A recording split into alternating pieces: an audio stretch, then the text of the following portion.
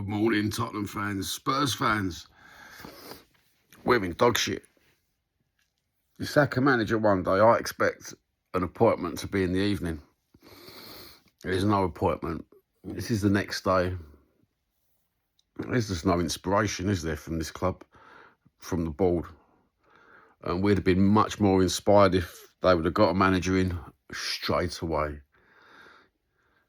Is it the case of getting rid of someone just... Right, now we'll see who we're going to get.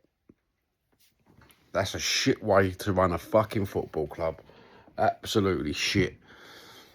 I'm not understanding what's going on at the minute. Everyone seemed happy enough yesterday with the removal, the tin tack of Thomas. And I think it's left us in a really, really bad place. I don't think the club know what they're doing anymore at all. I don't think the players know what's happening. I think everyone's left in the twilight zone. And it's strange. I'm not one of these people that think that we're entitled to win. We need to get a big manager in. I'm more of want someone to come in and build an identity. Like what Ange did. Start to build an identity. And then that all got ripped up. Start again. Every time a manager has come in, try to build an identity, it's been... And that's what we need, an identity. And I feel lost this morning. And I wasn't a Thomas Frank fan, but I'm a Tottenham fan. I feel absolutely lost, gutted that we've got no manager. And we've got a football game, regardless of who we're playing. We've got a football game in 10 days' time. I don't care if it's against the filth, whatever. Just treat that as another game. But we're in the Champions League as well, which makes it even worse that we ain't got a manager appointed. You know, what, are they lazy? Absolutely lazy, or did they just do it on the spur of the moment? There's just no thinking about nothing, or do they know what they're doing? They obviously knew what they were doing, because I bet they didn't even involve him in the January transfer window at all. Not at all. And that's how you know, isn't it? You know, as a manager, you must think to yourself, right, that transfer window shit. They're obviously not listening to me, or perhaps he never got told nothing. You could tell in his face, couldn't you? I said to my missus in the press conferences, he's been told he's gone. Ages leading up to that Newcastle game, I was telling my missus, hey, look at him in the thing.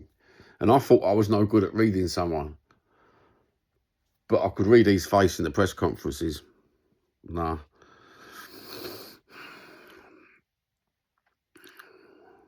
And I'm not going to give you a list of managers, because whatever manager comes in is going to face exactly the same problems as what every other manager has faced. And it's beyond stupidity now. Absolutely beyond stupidity. You thought the structure would have changed. Or trying to change.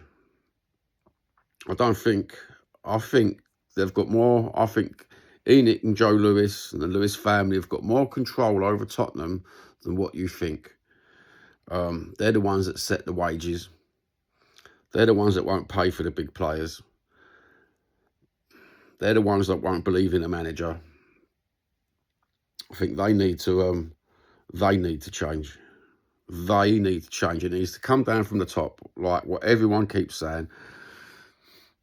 If they can show they're changing, then the whole structure of Tottenham will change. But we've got a right horrible belief system in Tottenham at the minute, haven't we? That we can't never win.